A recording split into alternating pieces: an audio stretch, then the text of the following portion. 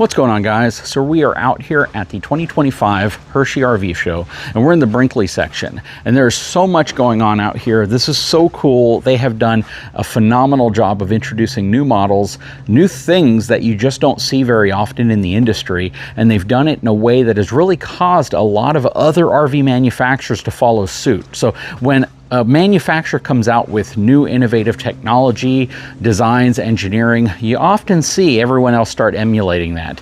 And I can definitely tell you that Brinkley has kind of led that in more recent years. They have been kind of the go-to if you want to look at the most innovative fifth wheel towable RVs on the market. So let's take a look at some of these things. Hang tight, I'll be right back.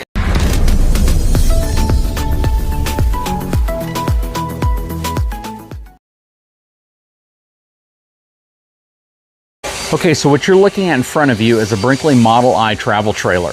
This is really cool, and this is going to be, I know, in a lot of people's mind if they're looking for a relatively large family travel trailer that's conventionally towed. Basically, it tows on the hitch behind your truck. This is going to be the Model I 294.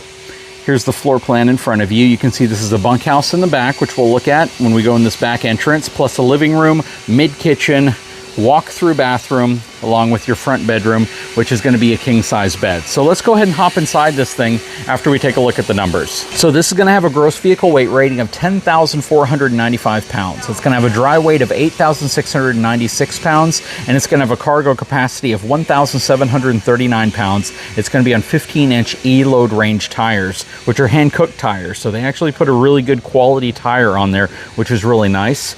Real quickly, since we're right here, you can see you have your Nautilus panel right here as well. Plus you have slide out controls on the outside of the RV, which are awesome because it lets you know if you're getting too close to a tree or something that you might make contact with, and it just prevents that from potentially happening, which is really nice.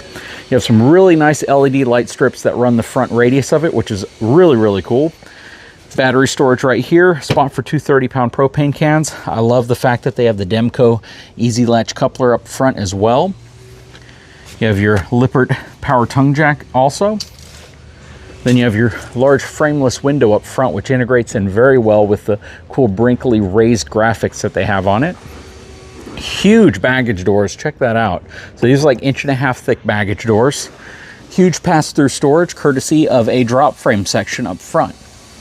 Something you don't see too often on travel trailers. Love the fact that they put shower out here with hot and cold water. Plus you have 3 different disconnects for different types of storage and different types of situations you might be in. This has an aluminum skin to it, so that is really cool. So the wall on this unit is actually an aluminum exterior wall, and that is something that's going to help make the RV last. It's essentially a fully composite wall. Then you have your aluminum steps here. You have a compact Furrion refrigerator out here. You have your hand-cooked tires along with your upgraded suspension. This is going to have heavy-duty shackle straps, greasable wet bolts, and the Road Armor rubber suspension upgrade on it, which is really nice. Plus it has a reinforced section underneath the frame. And it has these really cool new steps. Check these out. These are an entirely different type of step. It has like a composite plastic type feel to the platform itself. But that is totally different than anything I've seen before. All right, from a weight perspective, we've already gone over all this. This is not half-ton towable in my opinion. I would not put this behind a half-ton truck, really any half-ton truck. Whenever everything is said and done, once you transfer all the weight to the hitch, right there, dry weight, 796 pounds before you've loaded everything into it. As you load a lot of weight into it, that number is going to increase, and it's probably going to approach closer to about 1,000 pounds. So there are a few half tons on the road that could do it, but the length, the height, all of that stuff, especially considering how we've just made videos talking about how a longer trailer and a shorter wheelbase truck, it can be really impacted by sway. You want to think about those things. So this is the RV of the year for 2025, and this is the 294. So this is the Model I 294. All right, so let's step inside. We're going to quickly pan around so you can see everything going on in here.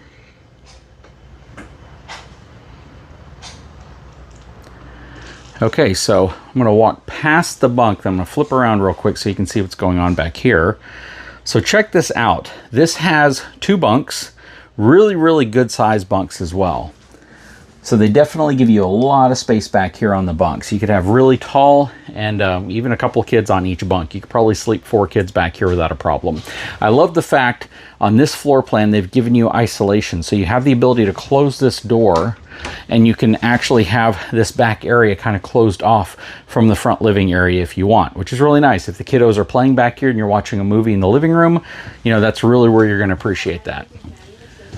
And then we got some storage right here. Drawers right here. Then as I spin around this way, so I really love the cloth love seat right here that actually turns into another sleeping area, and the theater seating. It's a really, really great setup. I love that L-shaped configuration.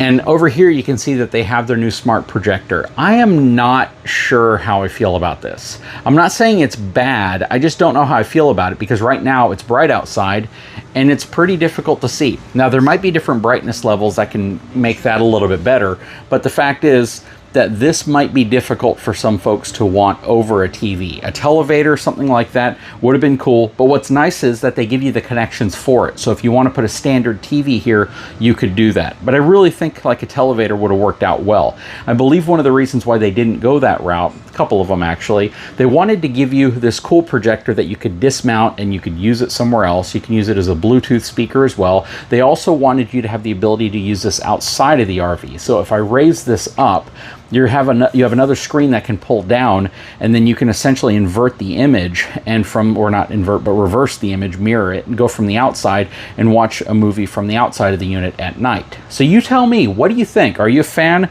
of the projector system, or do you prefer like a regular conventional TV with a televator? Now we have all of our controls up here as well, which is really nice because you have speakers in the ceiling. But one of the reasons why I feel they didn't do a televator is because of this system right here. So this actually pulls out, and you can see it pulls out in a pretty significant way. And when it's out, you have a pretty dang large dinette area, desk area, and you can put it in at any length you want. But because of this, that's probably why they couldn't put a televator back there. But what do you guys think? Drop a comment about this. Over here you can see we have a really nice kitchen area, 3-burner gas cooktop from Suburban, nice solid surface countertop material. You have a window right here. I do love this window right here though as well. When you put that up, you have this absolutely enormous campside window. And this is something that a lot of manufacturers are trying to put more attention on, because it's important when you're camping, you have visibility outside of your RV, specifically on the campsite. So that is really cool. We got our drawers right here, all magnetic holds. You have your trash can, plus your really cool convenient paper towel storage right there. More storage underneath. Love the fact that they've put some drawers here. Plus you have a really interesting kind of cornered cabinet system right here. It's actually pretty creative. And then over here you're going to have a convection microwave. That's really nice. And more storage above. Directly across we're going to have our kind of cool Furrion side-by-side refrigerator.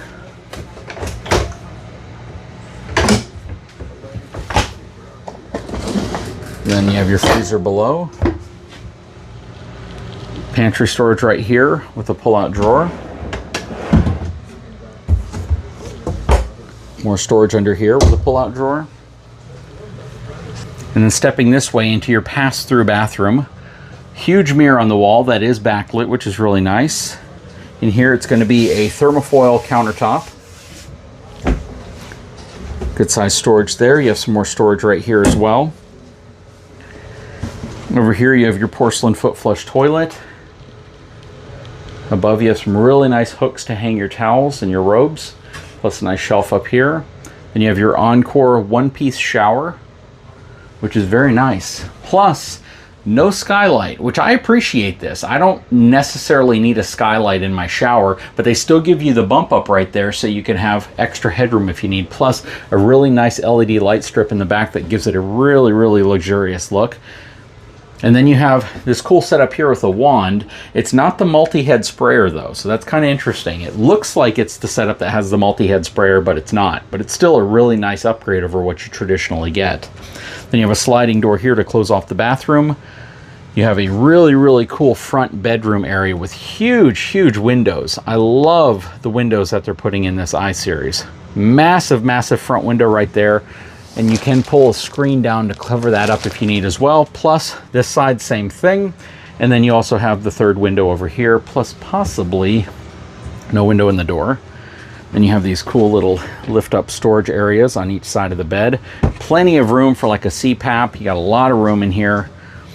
Plus you have a lot of drawers on this side. You have a good amount of wardrobe space in here, which is really nice. With hanging storage up top. And then underneath the bed is something that's profoundly different than probably anything you've seen. So check this out.